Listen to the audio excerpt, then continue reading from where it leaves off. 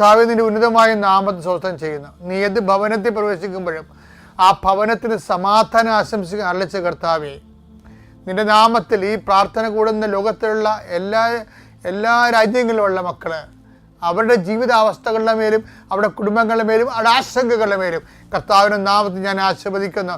നിങ്ങൾ ശിരസ് നമിച്ചുകൊണ്ട് കൈകൾ കുപ്പിക്കൊണ്ട് ഈ ആശീർവാദം സ്വീകരിച്ചുകൊണ്ട് പരിശുദ്ധ അമ്മ ദേവാലയ കൃപാസ്ഥാനത്താരെ ജീവനുടെ പ്രത്യക്ഷപ്പെട്ട അമ്മയുടെ മണ്ണിൽ നിന്നുകൊണ്ടാണ് ഞാൻ നിങ്ങളെ ആശീർവദിക്കുന്നത്.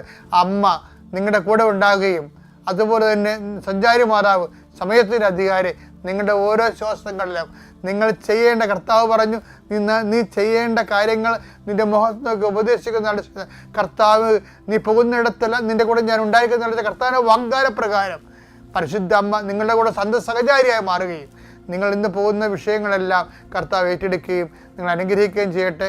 പരീക്ഷ എഴുതുന്ന കുഞ്ഞുങ്ങൾ, ജോലിക്ക് പോകുന്ന മത്സ്യത്തൊഴിലാളികൾ, കർഷക തൊഴിലാളികൾ, ഉദ്യോഗസ്ഥരെ, അതുപോലെ തന്നെ ഉദ്യോഗാർത്ഥികൾ, ജോലി അന്വേഷിച്ച് പോകുന്നവർ, ഇൻ്റർവ്യൂവിന് പോകുന്നവർ, ടെസ്റ്റിന് പോകുന്നവർ, പരീക്ഷയ്ക്ക് പോകുന്നവർ, ഓരോരോ ചെറുകിട ജോലികൾ ചെയ്തു പോകുന്നവർ, കർത്താവെ പുതിയ സാമ്പത്തിക ക്രമങ്ങൾ വരുമ്പോൾ ആൾക്കാർക്ക് ഞെരുങ്ങുന്നവർ, ജോലി നഷ്ടപ്പെടാൻ പോകുന്നവർ, വിസ നഷ്ടപ്പെടാൻ പോകുന്നവർ, വിസ പുതുക്കി കിട്ടാൻ വേണ്ടി പ്രാർത്ഥിക്കുന്നവർ, അങ്ങനെ എല്ലാ മക്കളും എന്തിനെല്ലാം വേണ്ടി മക്കൾ പ്രാർത്ഥിക്കുന്നു അവിടെ എല്ലാം ദൈവത്തിൻ്റെ കരുണ മാതാവിൻ്റെ മധ്യസ്ഥത്തിലെ യേശുക്രിസ്തു നാമത്തിന് പൊതിഞ്ഞു നിൽക്കട്ടെ.